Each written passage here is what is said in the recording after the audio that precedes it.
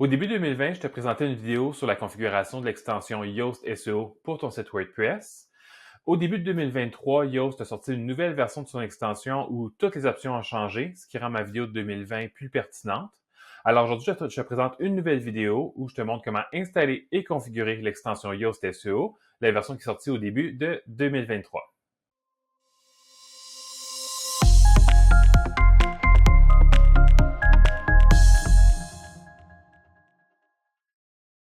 Comme c'est le cas pour toutes les extensions sur WordPress, la première étape pour installer l'extension, c'est d'aller au menu Extensions, dans la colonne de gauche dans ton backend administratif de WordPress. Ensuite de ça, tu cliques sur Ajouter. Tu cherches le nom de l'extension. Fais attention aussi, il y a plusieurs extensions qui utilisent le nom Yoast, soit parce que c'est des extensions de compétiteurs ou bien c'est des extensions qui rajoutent des modules à Yoast. Celui que tu veux installer, c'est celui qui s'appelle Yoast SEO fait par Team Yoast avec l'icône que tu vois ici ou le logo que tu vois ici.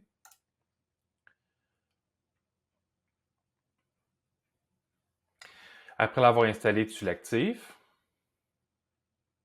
Et puis, dès que tu auras activé l'extension Yoast SEO, il va te proposer de configurer l'extension immédiatement. Donc, ce qu'on va faire, c'est qu'on va suivre les étapes à l'écran pour configurer, faire la configuration initiale de Yoast. Et puis après ça, je vais te montrer dans les configurations comment aller changer toutes les autres options au niveau de Yoast si tu veux ajuster autre chose. Si jamais tu manques de temps, fais que ce que je te montre dans la première étape ici, qui est la configuration initiale. Puis après ça, le reste, c'est pas nécessairement optionnel, mais c'est moins grave si tu ne fais pas le reste en réalité. La base ou l'essentiel de ce que tu devrais faire est dans la configuration initiale. Donc, on va cliquer ici pour la configuration initiale.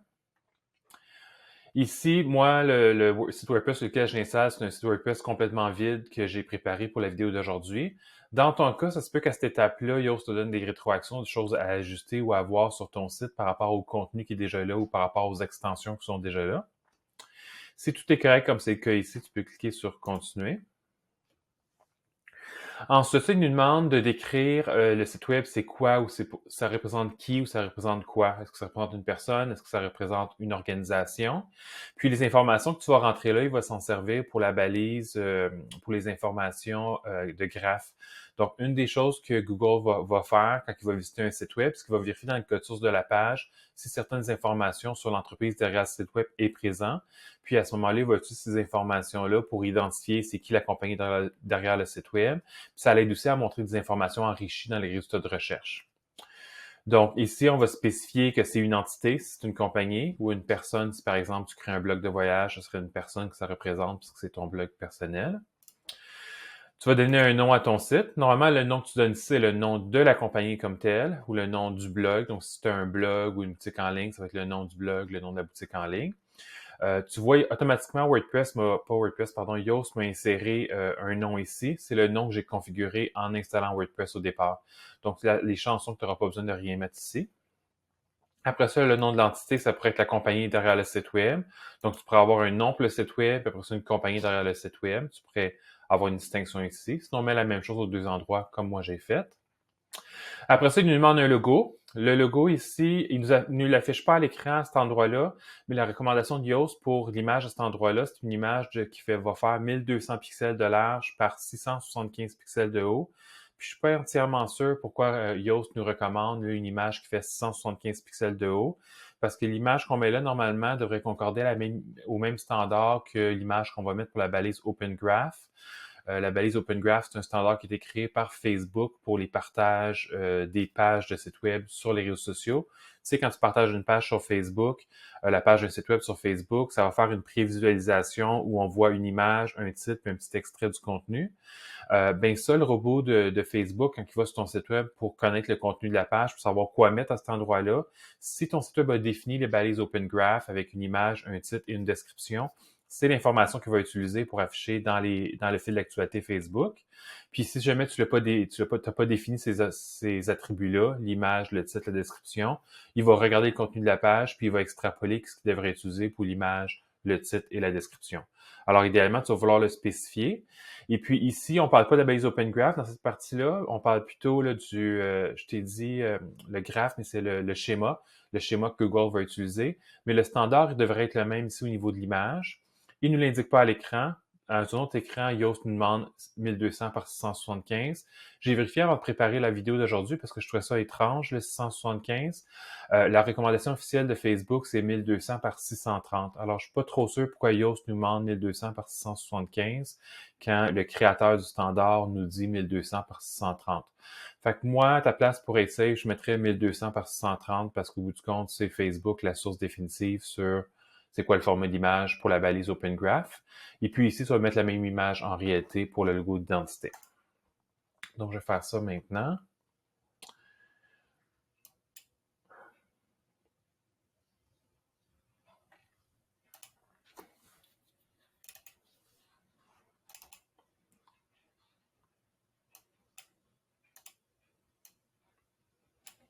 Après ça, tu peux enregistrer ça.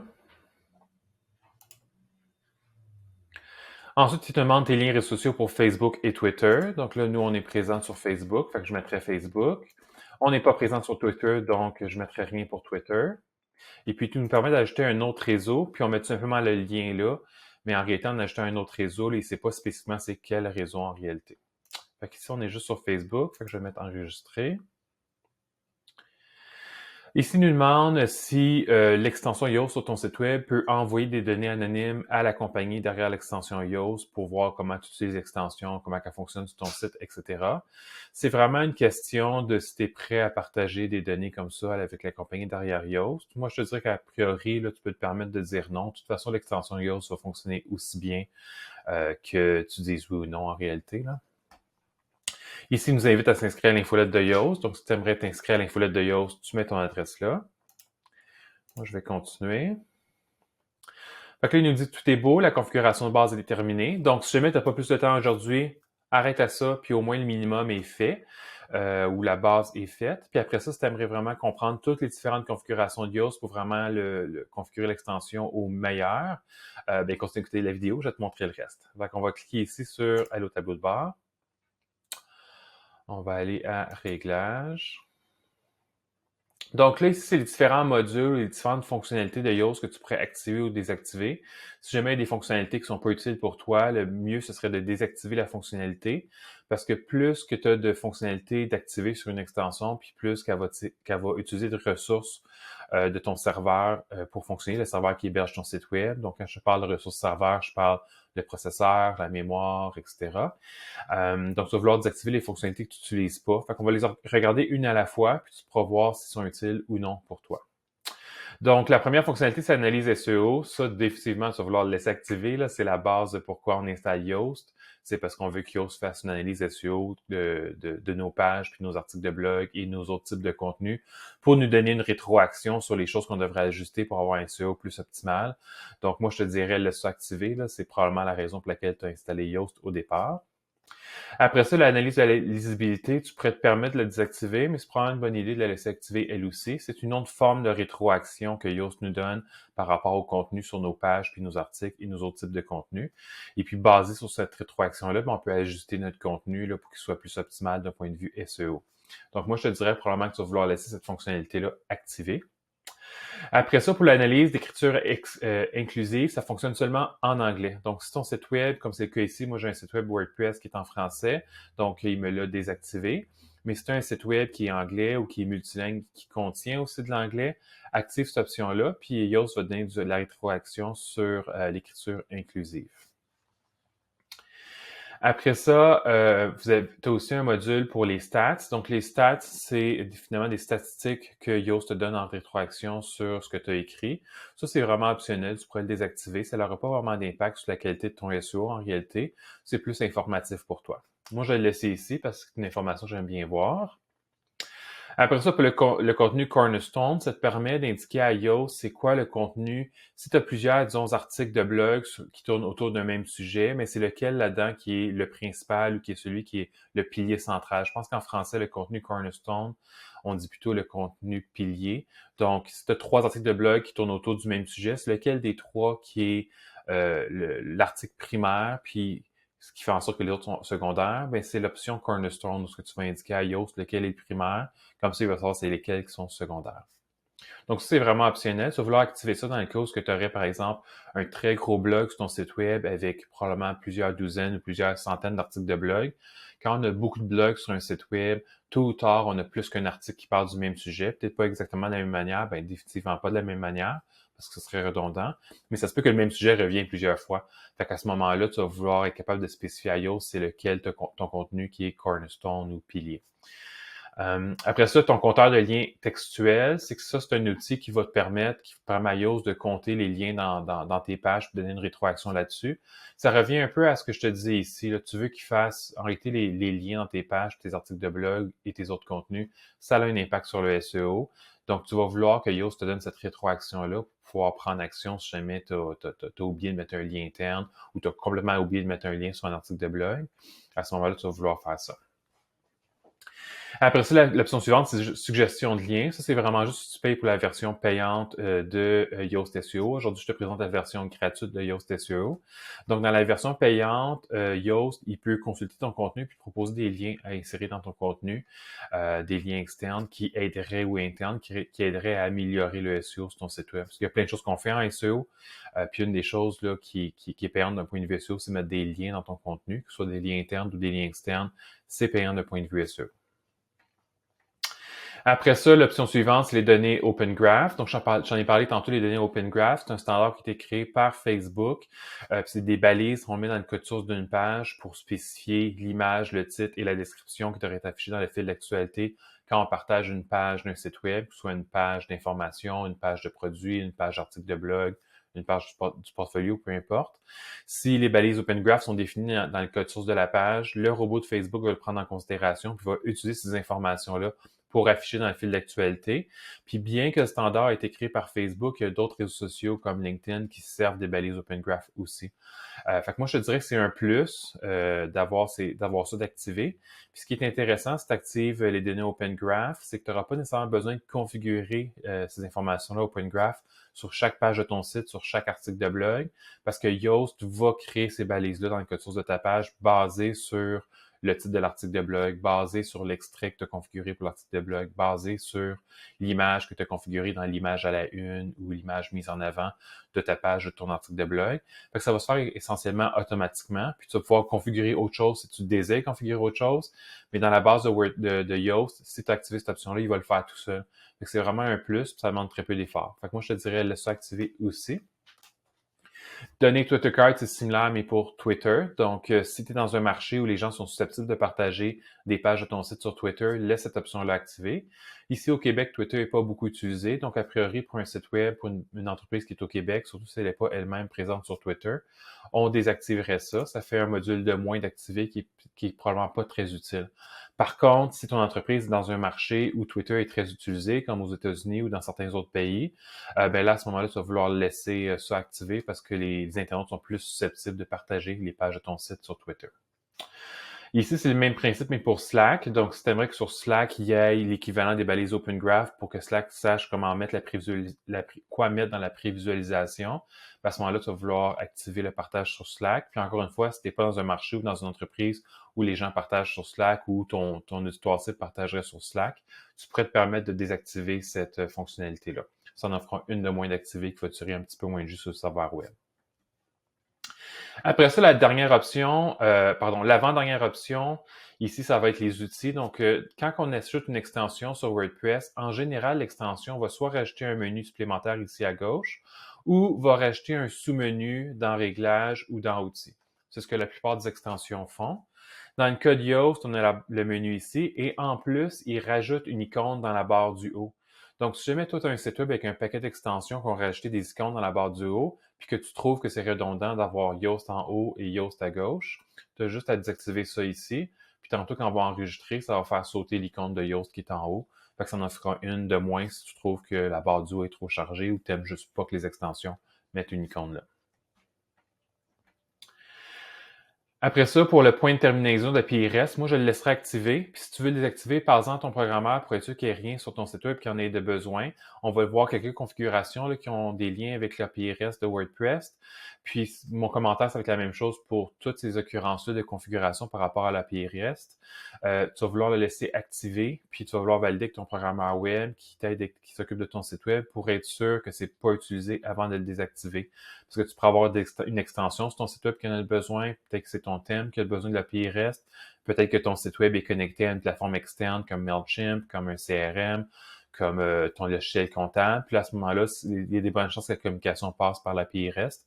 Fait que tu vas être sûr de pas la désactiver. Fait que tu vas vouloir laisser ça activé, à moins que ton programmeur te dise que c'est correct puis tu le désactives. L'API REST, c'est quelque chose qui tire des ressources sur WordPress.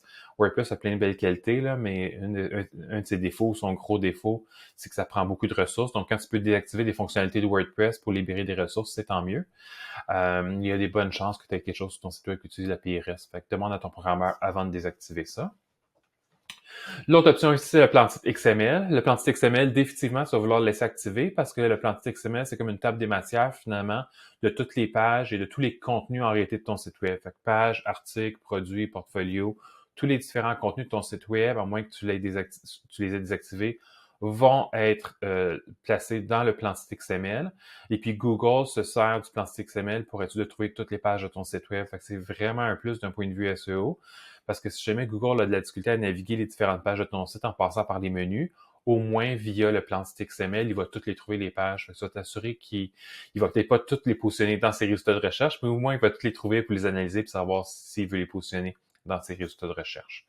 Fait que moi, je te dirais de laisser ça activé, à moins que tu te sers d'une extension ou que tu as déjà une extension sur ton site web qui est faite exprès juste pour faire les plans titres XML. À ce moment-là, tu pourrais laisser ça désactivé. Mais moi, je te dirais que ce qui serait le mieux, ce serait de désactiver l'autre extension qui fait juste ça, puis activer le module dans Yoast. En général, sur WordPress, tu vas vouloir éviter d'avoir trop d'extensions, parce que plus que tu as d'extensions installées sur WordPress, puis plus qu'il y a des chances de ralentissement, parce qu'il y a beaucoup plus de code qui roule. Mais aussi, quand tu as plusieurs extensions de plusieurs auteurs, tu as plus de chances d'avoir des failles de sécurité dans un code d'une extension que d'une autre, puis de faire hacker ton site web. Alors, tu vas vouloir privilégier d'avoir une extension comme Yoast, mettons, qui fait 3 ou 4 tâches différentes, plutôt que d'avoir 3 ou 4 extensions différentes qui font chacun une tâche. Comme par exemple, une extension qui fait juste le plan titre XML versus Yoast qui fait plein de trucs et le plan titre XML aussi. Fait que moi, je te dirais que le best, c'est de désactiver l'autre extension si tu en as une autre, puis laisser ça activer avec Yoast. Puis le IndexNow, c'est une fonctionnalité qui est juste disponible dans la version premium de Yoast.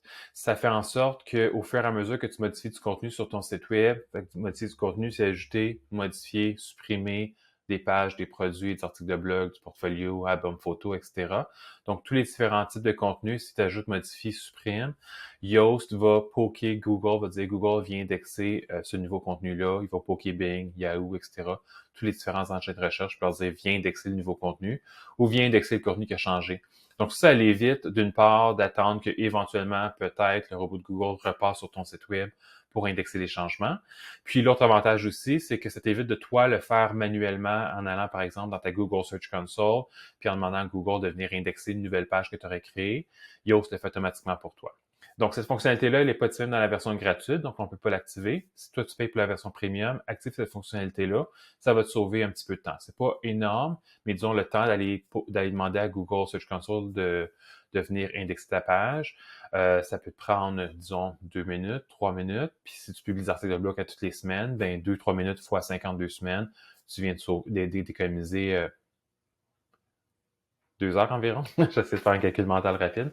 Donc, 2 heures en ton année, c'est quand même 2 heures de plus que tu peux faire autre chose de plus productif que d'aller poker Google pour qu'il indexe ton site web. Donc, une fois que tu as choisi les options à activer puis à désactiver, tu vas cliquer sur Enregistrer. Après ça, on va aller dans Réglages essentiels. Réglages essentiels, essentiellement, c'est ce qu'on a déjà configuré puis quelques autres trucs aussi. Donc, ce qu'on a fait dans la configuration de base tantôt se retrouve ici avec d'autres options aussi. Donc, de nouveau, on a le nom du site web. Ici, il nous demande aussi le nom alternatif.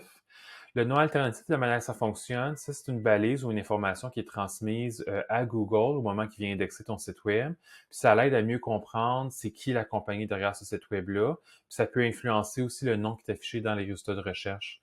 Des fois, il va utiliser le nom du site web, puis il va afficher ça dans les résultats de recherche. Puis des fois, il va utiliser le nom alternatif, tout dépendant lequel des deux qu'ils trouvent plus pertinent. Puis on n'a pas vraiment le contrôle. Fait que si tu configures les deux, ben faut que tu acceptes que des fois il va afficher un, des fois il va afficher l'autre. Et puis, si jamais dans ton cas, ton site web, c'est un site web corporatif pour une organisation, mais tu vas mettre le même nom aux deux endroits en réalité. Par contre, si c'est un blog pour une organisation, ben en haut, tu mettrais le nom du blog, puis en dessous, tu mettrais le nom de l'organisation. Puis après ça, on peut laisser Google choisir lequel des deux là, il aimerait utiliser. Après ça, on a le slogan ici. Moi, je l'ai vide. Ça, c'est une option qu'on configure quand on installe WordPress au début. Puis généralement, maintenant, on laisse ça vide. C'est vraiment très rarement utilisé maintenant, le slogan là, sur un site WordPress. C'est quelque chose qui était beaucoup plus utilisé là, dans les débuts de WordPress, quand WordPress était plutôt une plateforme pour créer des blogs. À ce moment-là, le slogan, on allait le retrouver là, sur le site web, soit affiché sur le site web ou dans le métatitre de la page d'accueil, etc. C'est plus vraiment utilisé aujourd'hui. Fait que moi, je laisserais ça vide parce que de toute manière, justement, c'est plus utilisé. Après ça, Yoast nous donne une option pour le séparateur de titre. Essentiellement, ce que c'est le séparateur de titre, c'est dans la balise métatitre. Donc, la balise métatitre, c'est le titre qui apparaît dans le code source que Google utilise pour afficher le gros titre en bleu dans les résultats de recherche. C'est le métatitre. C'est aussi le titre que les internautes voient sur l'onglet dans leur furteur. Donc, quand on a un furteur avec plusieurs onglets dans l'eau avec différentes pages, on voit un petit bout du titre de la page sur l'onglet à côté du logo de l'organisation. Ce logo-là, c'est le favicon. Donc, à côté du favicon, on a le titre de la page. C'est le métatitre. Donc, ce métatitre-là contient plusieurs morceaux. Généralement, ces morceaux-là, c'est le titre de la page, le titre de l'article, espace, séparateur, espace, le nom du site. C'est généralement ça qu'on a dans un métatitre pour une page sur un site web, une page, un article ou peu importe le type de contenu. Et puis, ce séparateur-là qui entre le titre de la page puis le nom du site web dans le métatitre, ben, on peut le changer pour autre chose. Par défaut, sur WordPress, il va mettre un trait d'union, mais Yoast nous permet de mettre d'autres symboles. Ça, ici, ça n'a absolument zéro impact sur le SEO. C'est vraiment une question en réalité d'image de marque. Qu'est-ce qui colle à ton image de marque? Est-ce que le trait d'union, ça convient? Ou si dans ton image de marque, il y a des lignes verticales, bien, peut-être que ça ferait du sens de mettre ça comme séparateur. Est-ce que dans ton image de marque, il y a d'autres symboles qui ressembleraient aux symboles qui sont ici? Là, ça ferait du sens. Comme par exemple, chez Winovio, dans notre logo, il y a des obliques à cause du W du nom de Winovio. Puis on utilise beaucoup des obliques dans nos outils de communication. Donc, pour nous, ce qui ferait du sens, ce serait de mettre une barre oblique ici. Si l'option serait là, on ne l'a pas dans Yoast, malheureusement, mais ce serait l'option à mettre ici comme séparateur. Donc, je vais laisser l'option par défaut parce qu'en réalité, ça ne change rien pour le SEO. Puis probablement que dans ton cas, tu vas laisser l'option par défaut parce que justement, ça ne change vraiment rien. C'est vraiment une question image de marque plus qu'une question SEO, le séparateur. Après ça, on va venir ici définir l'image du site. L'image du site, ce que ça va faire ici, c'est que ça va venir définir que si, par exemple, tu as une page ou un article de blog ou un produit, etc., où la balise Open Graph pour l'image, donc pour le partage sur Facebook, n'a pas été définie, à ce moment-là, Yoast va utiliser cette image-là puis il va la mettre dans la balise Open Graph. Donc, l'image que tu vas vouloir mettre ici, ça va être la même image qu'on a configurée dans la configuration initiale de Yoast, qui est un logo. Ici, comme je te disais, Yoast nous recommande 1200 par 675, mais la recommandation officielle de Facebook, le créateur du standard, c'est 1200 par 630. Donc, moi, je te recommanderais de mettre une image de 1200 par 630. Puis, comme je te dis, ça devrait être ton logo en réalité. Fait que ici, tu vois que c'est le logo sur une texture quadrillée avec de l'image de marque de Winovio. Ça pourrait être une texture d'une couleur unie, ça pourrait être un fond blanc, peu importe c'est quoi. Fais juste t'assurer que c'est vraiment une image qui va faire 1200 pixels de large par 630 pixels de haut, parce que c'est ça le ratio que Facebook utilise sur ses partages réseaux sociaux. Puis il y a d'autres réseaux sociaux comme LinkedIn qui utilisent le même ratio aussi. Après ça, on peut, si tu veux, tu peux restreindre les réglages avancés de Yoast aux auteurs et aux autrices. Donc, dans WordPress, il y a différents rôles que tu peux avoir. On peut être un administrateur, on peut être un éditeur, un auteur, un réviseur. En tout cas, il y a différents types de rôles qu'on peut avoir. Si tu aimerais en savoir plus là-dessus, Marie-Michel a enregistré une vidéo sur la gestion des utilisateurs puis les rôles. Tu pourras aller voir sur notre chaîne YouTube pour avoir plus de détails. Donc, en bref, ici, c'est que ça permet de restreindre qui est en mesure d'aller changer les options de Yoast. Donc, a priori, normalement, pour configurer une extension, ça devrait être pas mal juste l'administrateur qui fait ça, puis personne d'autre devrait pouvoir aller jouer dans les options.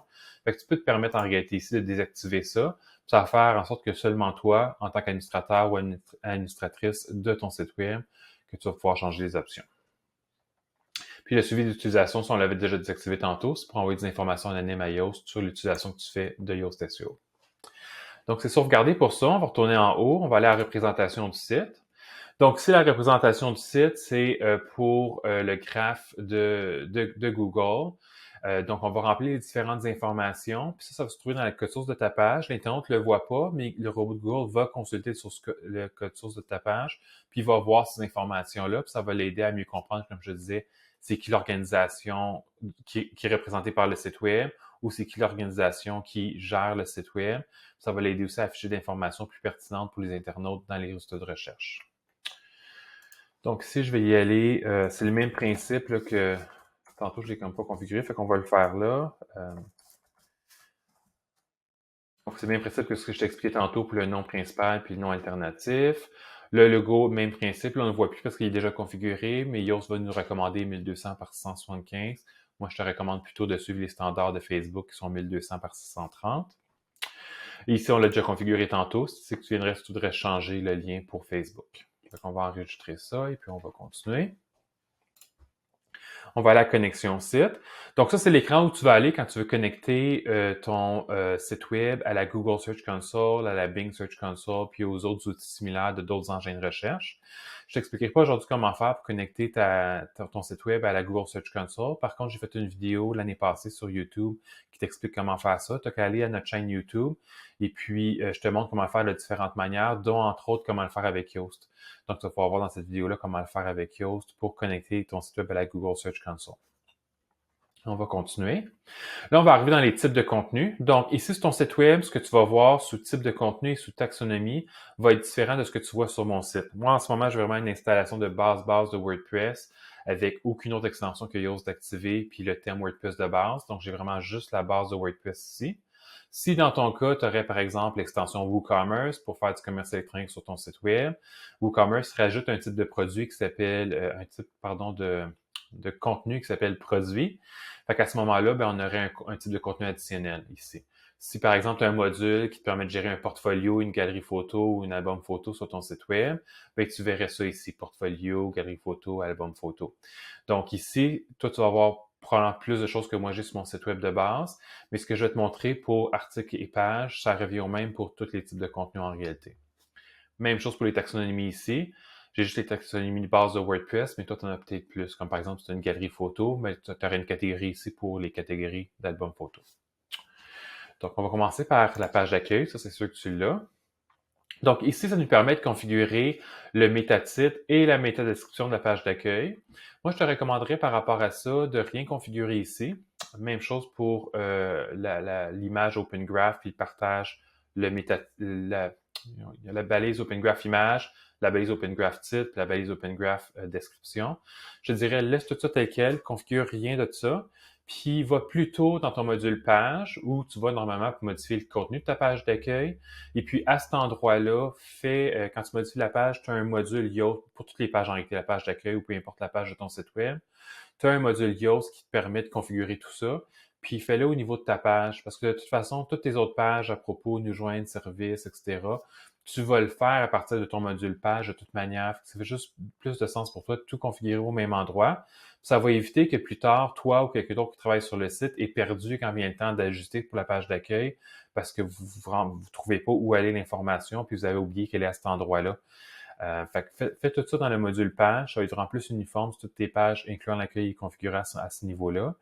Par contre, la petite différence, c'est si par exemple ton site web, c'est un site web qui est plus en mode blog, que tout le site web au complet est consacré à faire un blog, par exemple, puis que tu as configuré la page d'accueil pour qu'au lieu d'être une page, la page d'accueil, c'est tout simplement une liste des plus récents articles de blog, par exemple. Là, à ce moment-là, tu n'auras pas dans le module page ici une page qui s'appelle accueil. Fait que là, à ce moment-là, tu vas devoir configurer ici. Je vais te montrer vite fait comment savoir si c'est ton cas. Tu vas dans Réglages, ici, dans le menu Réglages, je vais l'ouvrir dans un nouvel onglet, Lecture. Et puis dans Réglages, Lecture, si comme moi ici, parce que c'est une installation de base de WordPress que j'ai rien changé, tu vois que c'est la page d'accueil affiche les derniers articles. Là, définitivement, tu n'auras pas le choix de configurer là, les balises Meta et les balises Open Graph dans les options de Yoast parce que tu n'as pas une page comme telle qui s'appelle page d'accueil. Par contre, c'est vraiment très rare qu'on ait des sites web comme ça, des sites WordPress comme ça aujourd'hui. Majoritairement, la page d'accueil sur un site web WordPress aujourd'hui, c'est réellement une vraie page qu'on trouve dans le menu page. Puis là, à ce moment-là, tu aurais plutôt une page statique, puis tu aurais une page de ton site qui a été sélectionnée. Comme là, j'ai J'ai juste la page de base qui est créée quand on installe WordPress. Donc, tu auras une page ici qui s'appelle Accueil en réalité. Donc, c'est probablement ça la configuration que tu as. Si c'est le cas, configure dans le module page à la place de configurer dans Yoast. Je vais fermer ça, on va retourner en arrière. Donc, une fois que tu as fait tes configurations ici, si tu as des configurations à faire ici, tu vas cliquer enregistrer. Là, on ne voit pas parce que j'ai rien changé, mais toi, tu aurais un bouton enregistrer si tu as changé quelque chose. On va aller à article. Donc, ici, c'est des configurations qui vont toucher tout le contenu de type article. Donc, tout ce qui se passe dans le menu, dans le module, article ici. Le module article sur WordPress est utilisé, par exemple, pour les articles de blog ou c'est une section nouvelle, pour les articles dans la section nouvelle. Si c'est une section publication, il y a des bonnes chances que c'est le module article qui fait ça, qui gère ça aussi. Fait qu'à ce moment-là, les configurations qu'on va mettre ici vont être globales pour tous les articles que tu vas créer. Et puis après ça, quand tu vas ajouter de nouveaux articles, tu vas pouvoir individuellement par article configurer quelque chose de différent si tu le désires. Donc, la première option, c'est afficher les articles dans les résultats de recherche. Ici, c'est un petit peu trompeur comme titre parce qu'en réalité, ce qu'on fait, c'est qu'on active l'option pour faire en sorte que le contenu de type article se retrouve dans le plan titre XML. Tu te souviens, tantôt, je te disais que le plan titre XML, c'était comme une table des matières de toutes les pages de ton site que Google utilise pour être assuré de trouver toutes les pages de ton site. Donc, si sur ton site web, tu utilises le module article pour ton blog, tes nouvelles, peu importe, mets ça activé, comme ça tu vas être sûr que tous les articles de blog se retrouvent dans le plan titre XML.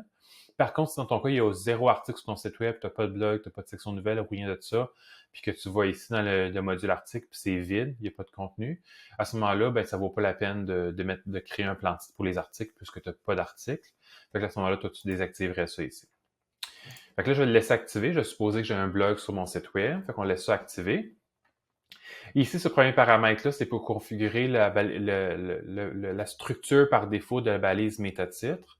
Donc, par défaut, ce que tu devrais mettre ici, c'est supprimer page, comme ça. Puis que par défaut, Yoast utilise le titre de l'article, espace, le séparateur, espace, le nom de ton site. C'est vraiment la balise métatitre de base. Donc, si jamais tu crées un nouvel article puis tu oublies de configurer ta balise métatitre, Yoast va utiliser cette structure-là. Titre de l'article, espace, trait d'union, espace, le nom du site. Puis après ça, toi, si pour un certain article en particulier, tu vas avoir un métatitre différent que celui par défaut, bien pour chaque article individuel, sur la page de l'article, comme c'est le cas sur les pages pour modifier une page, tu vas pouvoir paramétrer un métatitre différent pour cet article-là en particulier. Fait que c'est une bonne idée de mettre une configuration par défaut aussi, justement pour au cas où tu oublies. Après ça, l'autre chose que tu pourrais configurer par défaut, c'est la métadescription. La métadescription, si tu mets rien pour la métadescription, ce que Yoast va faire en réalité, c'est qu'il va regarder si tu as configuré un extrait pour ton article. L'extrait sur un article, c'est quand on est sur un site web avec une liste de tous les articles. Souvent, on a un petit texte, on a l'image de l'article, la date de publication, l'auteur, le titre de l'article. Puis souvent, on va aussi afficher un petit extrait du texte. Ce petit extrait du texte-là, c'est l'extrait dans le module article.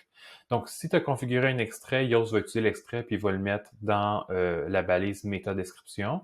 Par contre, si tu n'as pas d'extrait, il va prendre un bout de ton texte, qui est le début de l'article en réalité, puis il va le mettre dans la métadescription. Ce que tu vas vouloir faire d'un point de vue SEO, c'est toujours, puis d'un point de vue marketing, c'est toujours écrire ton propre extrait puis écrire ta propre métadescription. Mais si jamais tu oublies, ben Yoast va prendre un bout de ton texte puis il va faire la métadescription. Puis pour certains sites WordPress, tout dépendant comment ton thème est configuré, ça se peut qu'il fasse le même principe aussi pour afficher un extrait sur ta page. Donc ici, si tu voudrais, tu pourrais dire à Yoast, dans le cas où j'ai oublié de définir ma métadescription, mets telle information à la place. Puis les options qu'il nous offrent sont vraiment très limitées en réalité. Ça ferait pas vraiment de sens d'avoir le titre de l'article, le nom du site, le nom de la catégorie de l'article ou un séparateur dans la métadescription. C'est mieux de juste le laisser créer une métadescription avec le début de ton texte plutôt que de lui spécifier quelque chose comme ça. Fait que moi, je laisserais ça vide à ta place. Puis, prends note que quand tu vas créer un nouvel article, ben de paramétrer dans les options de Yoast pour l'article en question la métadescription que tu voudrais avoir là. Après ça, au niveau du réglage des réseaux sociaux, ça, ce que c'est la balise finalement Open Graph Image, titre et description pour le partage sur Facebook et d'autres réseaux sociaux. Dans la version gratuite de Yoast, il ne nous permet pas de configurer ce qu'on veut avoir par défaut pour l'image, le titre et la description. Par contre, on l'a configuré globalement, fait qu'il va prendre ça à la place. Puis en réalité, ce que tu vas vouloir faire, c'est que tu vas vouloir le configurer individuellement pour chaque article pour être sûr que pour chaque article, tu aies le 100% contrôle de c'est quoi l'image que les gens vont voir sur Facebook, c'est quoi le titre, c'est quoi la description. Au même titre que tu vas vouloir spécifier le métatitre, la métadescription pour les résultats de recherche Google, mais tu vas aussi vouloir spécifier les balises Open Graph qui sont l'équivalent Facebook et autres réseaux sociaux finalement. Par contre, si jamais tu payes pour la version premium de Yoast, tu vas vouloir mettre ton logo, le même principe là, que ce qu'on a configuré dans les options globales tantôt, ton logo qui fait 1200 par 630. Ici, pour le métatitre, vu qu'on a beaucoup moins de place sur un partage sur Facebook, tu vas vouloir mettre juste le titre de l'article, tu vas vouloir mettre ça au plus court, comme on le voit ici en grisé, mais on voit que c'est juste titre qui est mis plutôt que titre séparateur, titre du site. Parce que de toute façon, on n'a pas la place de mettre tout ça sur Facebook. L'espace pour afficher le titre dans un partage sur Facebook est beaucoup plus restreint que ce que Google affiche dans les résultats de recherche. Puis pour la métadescription, tu pourrais le laisser vide parce que de toute façon, Yoast va faire une balise Open Graph description avec les mêmes critères de ce qu'il ferait pour la métadescription pour les résultats de recherche. Après ça, tu peux laisser les options par défaut pour le schéma. Tout est beau à ce niveau-là. Il n'y a jamais rien à changer à ce niveau-là, à moins d'avoir besoin super particulier. Mais sinon, il n'y a jamais rien à changer à ce niveau-là. On laisse toujours les options par défaut. Donc là, tu vas enregistrer tes modifications. On va remonter. Puis on va faire la même chose pour page en réalité. Puis pour page, ça va aller vraiment rapidement parce que c'est exactement la même chose. Donc ici, tu vas vouloir laisser ça activé nécessairement parce que c'est sûr à 100% que tu as des pages sur ton site web, ne serait-ce que la page d'accueil. Mais sinon, tu as pas un accueil, à propos, nous joindre, etc. Fait que tu vas vouloir que ces pages-là soient dans le plan de XML. Tu laisses ça activer. Ici, moi, je te suggère d'ajuster le titre de la même manière qu'on a fait pour l'article. Puis mettre titre, espace, séparateur, titre. Titre, espace, séparateur, espace, titre du site. Si jamais tu as fait une gaffe, tu as effacé des balises comme ça par accident, c'est super facile à remettre. Tout ce que tu fais, c'est que tu t'assures que tout est vide ici. Tu fais insérer une variable, tu dis je vais mettre le titre, tu fais barre d'espacement, le séparateur. Ah, je pense qu'il rajoute déjà un espace. Non, il rajoute pas d'espace. Espacement, puis titre du site, tout simplement. C'est pas plus difficile que ça. Il nous insère les variables directement. Même principe que pour l'article, laisse ça vide, puis écris-les toi-même quand tu vas créer une page sur ton site web, écris ta métadescription, mets-les dans les options Yoast, mais si jamais tu oublies, Yoast va utiliser un extrait de ta page pour la métadescription. Puis pour les balises Open Graph, même principe que pour les articles, si tu payes pour Premium, mets les valeurs par défaut, les mêmes que tu mettrais pour un article. Puis sinon, ça va fonctionner de la même manière là, au niveau des balises Open Graph. Configure ton image à une, configure un titre à ta page, puis Yoast va faire ce qu'il y a à faire pour rentrer les informations dans les balises Open Graph pour le partage des réseaux sociaux de cette page-là. Ici, même principe, le schéma, il ne touche pas, les options par défaut sont correctes. Puis, on laisse ça activer aussi. Ouais, parfait. On laisse ça activer.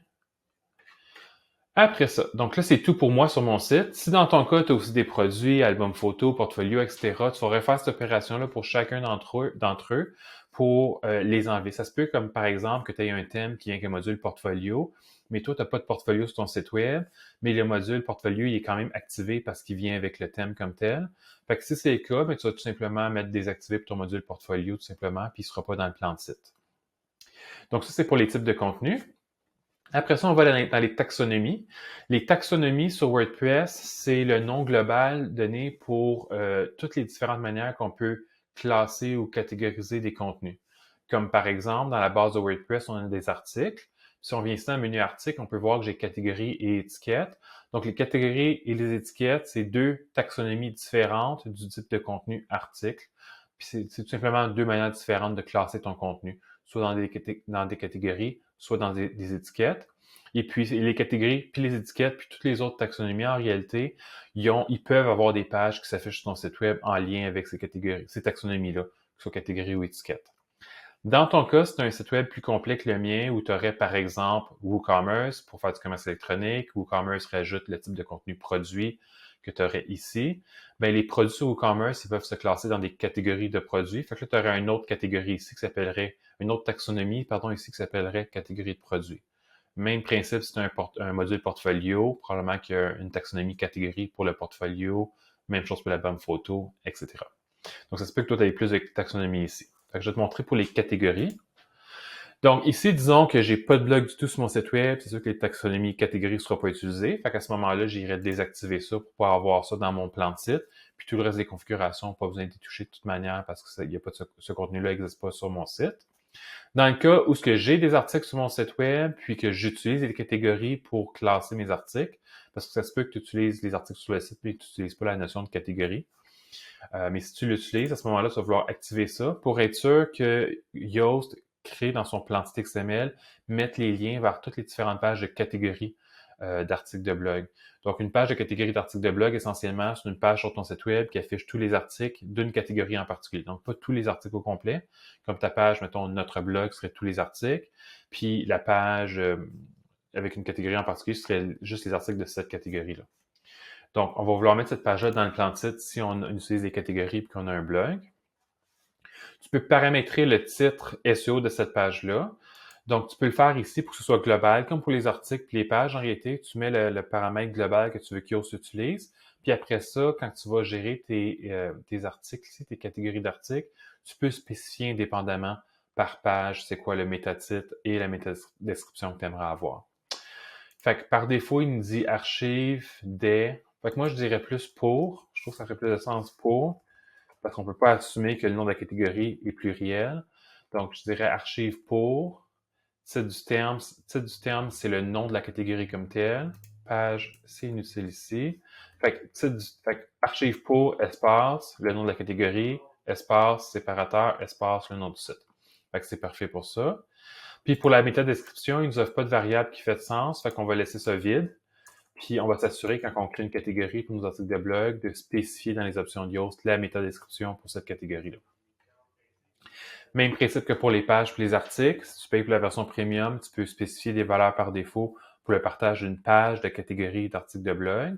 Et puis, sinon, ben, assure-toi que pour chacune des catégories que tu crées sur ton site web, que dans les options de Yoast pour cette catégorie-là, que tu spécifies l'image, le titre et la description, juste pour être sûr que le partage soit beau, se fasse bien sur les réseaux sociaux. Le reste, on peut le laisser activer. Ça, ici, je ne changerai pas cette option-là, à moins que ton programmeur te dise que c'est correct. C'est une option en réalité de WordPress que Yoast nous offre de modifier ici aussi.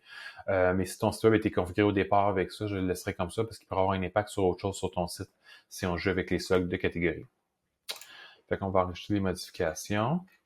Après ça, on fait la même chose pour les étiquettes. Fait que disons, moi, j'ai un site WordPress avec un blog, j'utilise catégorie, j'utilise pas slug, je les activerai ici. Puis tout le reste des recommandations que j'ai données jusqu'à maintenant pour articles, pages et catégories, c'est la même chose en réalité. Tu peux juste réécouter ce que je viens de te dire, c'est exactement la même chose. Cette chose que j'ajusterai ici, la même chose en réalité que pour catégorie. Je mettrai pour, j'effacerai ce display-là ici. Sinon, tout le reste, on laisse tel quel, puis on enregistre.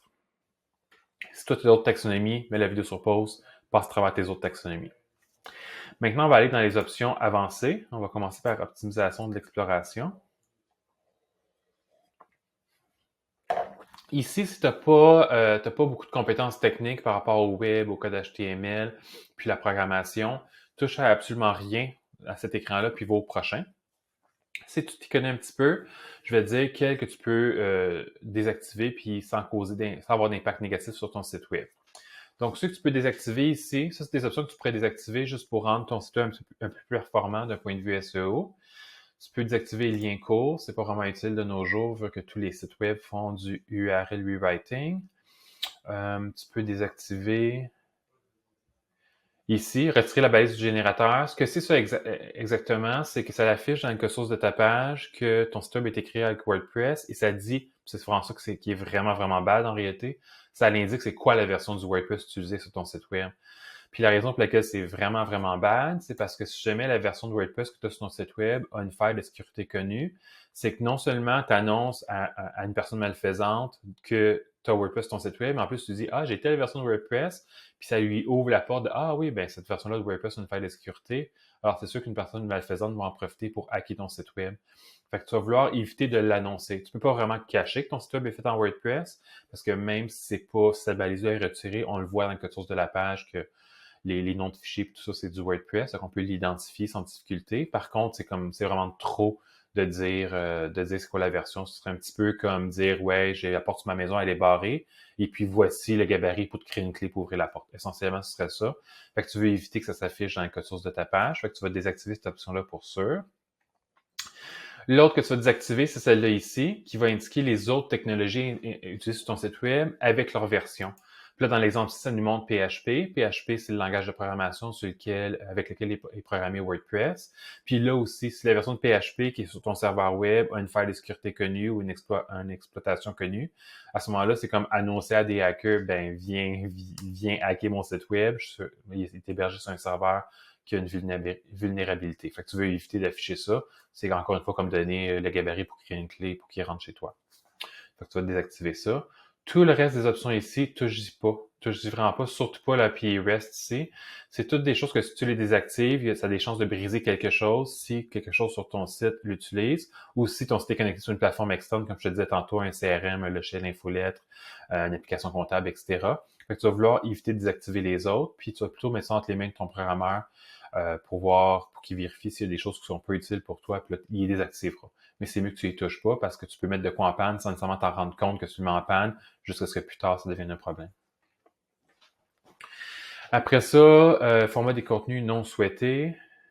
Ici, ça, c'est les flux. Ça, c'est vraiment old school, les flux. Ça a rapport avec les flux RSS. RSS, c'est vraiment de la vieille technologie qui est encore utilisée aujourd'hui, mais plus vraiment en réalité. Donc, des liseuses RSS, puis le flux RSS, c'est plus ou moins utilisé aujourd'hui. Fait que tu pourrais tout désactiver ça en réalité.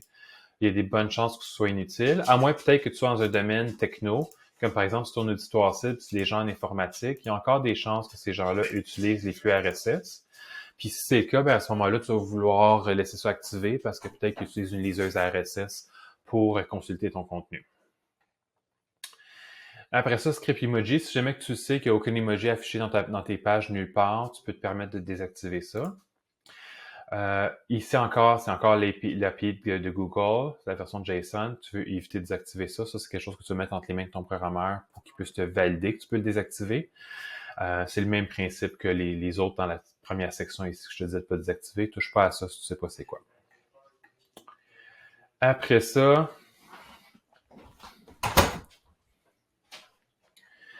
filtrer les termes de recherche. Ça, on peut... ça ici, c'est juste une question. Je vais t'expliquer rapidement c'est quoi cette section-là pour les termes de recherche. Essentiellement, ce que c'est que sur WordPress, tu as un engin de recherche. Et puis, l'engin de recherche, il crée des pages additionnelles sur ton site web, comme par exemple, puis des adresses de pages additionnelles. Donc, tous les différents termes qu'on pourrait chercher dans la barre de recherche, ça crée une nouvelle page sur ton site web. C'est pas une vraie page qu'on a dans le module page, mais l'adresse existe sur ton site web pour aller consulter une page de résultats de recherche par rapport à ce terme recherché-là. Et puis, ce type de page, les pages de résultats de recherche, ça a tendance à créer de la confusion chez les robots des engins de recherche, comme le robot de Google. Et puis, des fois, ça va générer des erreurs. Moi, je suis inscrit, j'ai les sites web de plusieurs de mes clients dans la Google Search Console. Puis, à toutes les semaines, quasiment, je reçois là, des courriels de Google qui me disent qu'il est confus par rapport à une page de résultats de recherche. Puis là, s'il y a une extension comme Yoast sur le site web, il faut aller la désactiver. Donc, tu vas vouloir justement activer ces options-là pour réduire le niveau de confusion finalement, pour dire aux engins de recherche, ignore ces pages-là, parce que c'est vraiment des pages qui sont pour les internautes, c'est pas des pages pour que les engins de recherche utilisent en réalité. Fait que tu vas venir activer ça ici, tu vas filtrer ça. Ça, c'est plus une question de sécurité que de SEO, mais tu vas vouloir filtrer ça, faire ça comme ça. Puis surtout activer celui-là. C'est vraiment celui-là qui va faire en sorte que les engins de recherche n'indexeront pas. Et je te dirais, active toutes ces options-là, puis après ça, va tester ton engin de recherche pour être sûr qu'il fonctionne bien. Donc, active tout ça, enregistre, va sur ton site côté front-end, côté public, et puis fais une recherche, puis vois à ce moment-là si la recherche fonctionne correctement encore. Ça se peut que ton équipe qui a créé le site web s'est basée sur le fonctionnement normal de l'engin de recherche, par exemple avec des adresses comme ça, puis que peut-être qu'en ayant changé vers des adresses comme ça bug quelque chose. Donc, va juste vérifier si ton engin de recherche fonctionne encore bien. S'il fonctionne encore bien, tant mieux.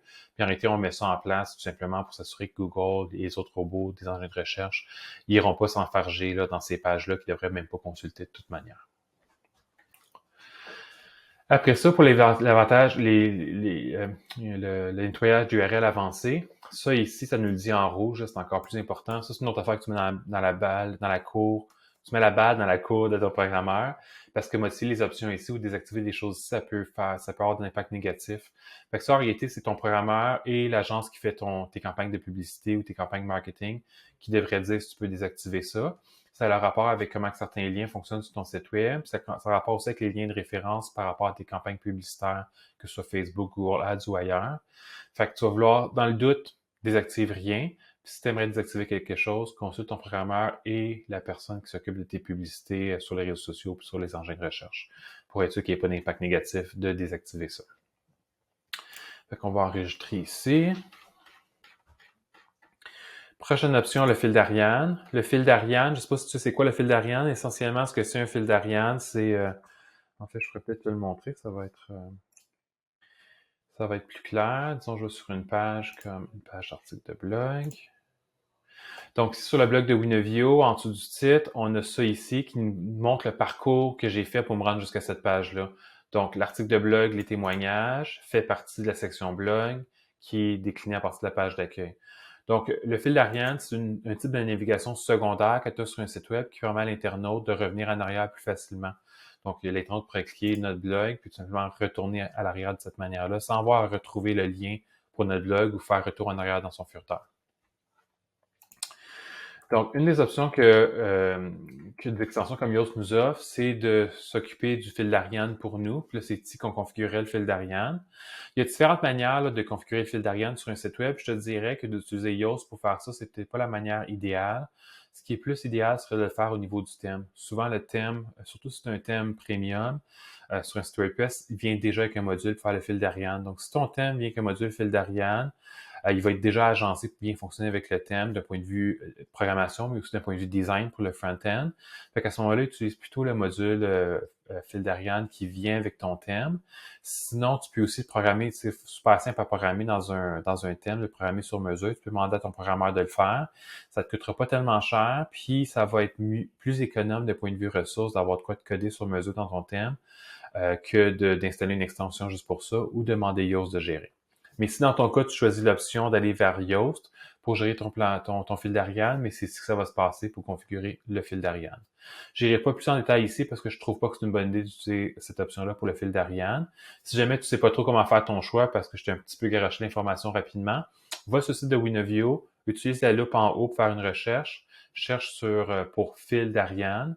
J'ai 2 personnes de mon équipe qui ont écrit des articles sur le fil d'Ariane, un article sur c'est quoi le fil d'Ariane, puis après ça, l'autre article, puis comment s'en servir efficacement. Puis l'autre article, c'est un article sur comment ajouter un fil d'Ariane sur WordPress, avec toutes les différentes options qui t'offrent à toi, puis nos recommandations qui sont un peu ce que je viens de te dire, finalement, de privilégier le module fil d'Ariane qui vient avec ton thème. Donc, on va aller dans intégration. Ah, pardon, t'es pas du tout rendu là. On va rester dans le réglage. Avancer. On t'est rendu à archives d'auteur. Donc, les archives d'auteur, essentiellement, ce que c'est quand tu as des gens qui écrivent sur ton blog, ils sont des auteurs, qui ont un rôle administrateur, auteur, peu importe. Il y a toujours quelqu'un qui est associé à un article de blog comme étant l'auteur. Puis, tu as une possibilité sur ton site web, du côté public, de dire c'est telle personne l'auteur de l'article de blog, rendre le nom de cette personne cliquable pour que les internautes puissent aller vers une page de ton site web qui affiche tous les articles de cet auteur-là en particulier. Un peu comme tantôt, je te disais qu'il y a une page, tu peux utiliser les catégories pour classer tes articles de blog, puis avoir une page qui affiche tous les articles d'une catégorie. Tu peux faire la même chose avec tous les articles des auteurs de l'auteur, des articles d'un auteur en particulier de ton blog. Donc, c'est ici que tu viendrais pour configurer ça. Donc, si tu le mets sur ton site web, tu as plutôt un site corpo où c'est la compagnie qui publie les articles puis qu'il n'y a pas de notion de c'est qui l'individu qui a écrit l'article. À ce moment-là, ce que tu vas vouloir faire ici, c'est désactiver les pages d'archives d'auteur. Donc, ça, c'est une fonctionnalité de base de WordPress de créer ces pages-là, mais si tu n'as pas la notion d'auteur d'utiliser ton site web, WordPress crée quand même des pages d'auteur. Puis, Google et compagnie sont quand même susceptibles de tomber sur ces pages-là, qui sont des pages finalement bidons, qui ne servent pas sur ton site web, puis qui vont avoir un impact négatif sur ton SEO parce qu'ils vont être de pauvre qualité d'un point de vue SEO. Ça va impacter globalement le positionnement Google de ton site. Fait que si jamais tu n'utilises pas du tout les pages d'auteur sur ton site web ou la notion d'auteur sur ton site web, ou tu fais juste afficher le nom de l'auteur sur l'article, mais pas de lien cliquable pour aller voir sa page d'auteur, coche ici pour désactiver. Ouais, ça coche pour désactiver les pages d'auteur, puis ça va faire en sorte que si jamais un robot d'engin de recherche va vers cette page-là, il va être redirigé tout simplement vers la page d'accueil de ton site. Fait que ça va éviter qu'il indexe une page qui est de mauvaise qualité puis qui va impacter négativement le SEO de ton site. Par contre, si dans ton cas, tu utilises les pages d'auteur, laisse ça activer. Coche ici aussi pour que Yoast mette les pages d'auteur dans son plan de site XML. Dans les résultats de recherche aussi. Puis là, ici, tu fais comme qu'on a fait tantôt. Tu sais, quand on était dans contenu, taxonomie, on a configuré un métatitre par défaut, une métadescription par défaut qu'on a laissé vide. Même chose pour les balises Open Graph. Fait que tu fais la même chose ici pour les pages d'auteur. Une fois que tu as fini de faire ce que tu veux faire, tu fais enregistrer. Puis après ça, on va au prochain. Puis le prochain, c'est le même principe, des archives par date. Fait qu'une autre option qu'on a sur WordPress, c'est avoir, mettons, un widget en barre latérale où l'internaute peut cliquer pour voir tous les articles de 2021 ou tous les articles de 2022. Ça, c'est une archive par date. Ou plus spécifiquement, tous les articles de janvier 2022 ou tous les articles de mars 2023, etc. Donc, on peut avoir des pages d'archives par date qui sont tous les articles d'une année en particulier ou tous les articles d'un mois en particulier, d'une année en particulier. Si tu n'utilises pas du tout ça, ce qui est c'est vraiment très peu fréquent qu'on a ça aujourd'hui, fait que si tu n'utilises pas ça, ce qui est probablement le cas en réalité, tu vas venir désactiver ça ici. Par contre, si ton site web utilise les archives par date, même principe que pour les archives par auteur, tu actives ça, tu archives pour l'avoir dans les résultats de recherche, tu ajustes tes valeurs par défaut pour métatitres, métadescription, pour les balises Open Graph, tu tes descriptions, puis tu enregistres. Après ça, on va aller dans archives par format, même principe. Les archives par format, c'est que certains types d'articles peuvent avoir des formats différents, puis tu peux avoir un plan de site pour ça. Ça aussi, c'est très rarement utilisé, fait que les chansons que ton site n'utilise pas, puis tu vas désactiver ça pour que les pages n'existent pas sur ton site, puis rediriger les robots d'engin de recherche vers l'accueil pour pas qu'ils indexent des pages qui sont des pages bidons finalement. Par contre, si ton site s'en sert, même principe que les deux autres qu'on vient de faire, tu actives ça, tu ajustes ici, puis tu enregistres. Après ça, on a page spéciale. Page spéciale, c'est la page de résultats de recherche. Donc, pour la page de résultats de recherche, tu peux paramétrer le métatitre ici. Et puis, pour la page d'erreur 404, tu peux faire la même chose. Tu peux paramétrer le métatitre. Donc, la page d'erreur 404, c'est quand quelqu'un visite ton site web, clique un lien vers une adresse qui n'existe plus sur ton site web, puis ça lui affiche un message d'erreur. Cette page est introuvable, erreur 404. Puis, normalement, on va lui proposer un engin de recherche ou va aller vers une autre page, etc. Puis, ce que tu configures ici, en réalité, c'est le métatitre pour cette page-là. Donc, ici, les valeurs par défaut, moins ils conviennent. Après ça, on a page de médias. Ça, c'est une option vraiment bizarre de WordPress en réalité. Donc, quand tu vas ajouter un média sur WordPress, donc quand on parle d'un média, ça va être une image, un fichier Word, un fichier PDF, etc. Disons que tu insères une image dans une page. WordPress va créer une page additionnelle sur ton site web qui va servir à rien d'autre que d'afficher le PDF, afficher l'image, ce qui est vraiment, mais vraiment inutile. Puis ça crée un paquet de pages inutiles et de mauvaise qualité sur ton site web. Puis ça, puis si tu as beaucoup d'images sur ton site web, disons tu as 300 images à travers ton site web, il va créer comme 300 pages additionnelles comme ça. Ça, c'est des pages qui sont vraiment extrêmement, extrêmement pauvres d'un point de vue SEO. Puis ça va avoir un impact global vraiment négatif sur ton site web. Fait que tu vas vouloir définitivement laisser l'option par défaut ici qui te désactiver ces pages-là, puis que si jamais un engin de recherche trouve un lien quelque part vers une de ces pages-là, rediriger vers la page d'accueil pour éviter qu'il indexe cette page bidon-là, puis que ça ait un impact négatif sur le SEO de ton site web. Si jamais dans ton cas, je ne vois pas pourquoi tu l'as activé, mais si jamais tu as une raison d'activer ces pages-là sur ton site web, à ce moment-là, ben, tu actives ça, tu fais ce que tu as à faire ici, ça, tu laisses les valeurs par défaut, puis tu enregistres. Mais honnêtement, moi, j'activerais pas ça à ta place parce que ça va avoir un impact vraiment négatif sur sur le positionnement Google de ton site. On va aller voir le dernier ici. Je pense qu'on n'a rien à faire dans RSS. On va juste aller voir pour être sûr. Effectivement, il n'y a rien à faire dans RSS. Comme je te disais tantôt, les flux RSS, c'est quelque chose qui est plus vraiment utilisé aujourd'hui. À moins peut-être que si ton auditoire, c'est un auditoire qui est techno, ça se peut qu'il utilise encore ça. Mais sinon, le grand public n'utilise plus vraiment ça en réalité, le flux RSS. Fait que tu n'as pas vraiment rien à faire en réalité à cet écran-là. Puis si jamais tu as de quoi faire à cet écran-là, c'est probablement ton programmeur qui va le paramétrer parce que tu as une extension ou un module à quelque part sur ton site web qui a besoin du flux RSS.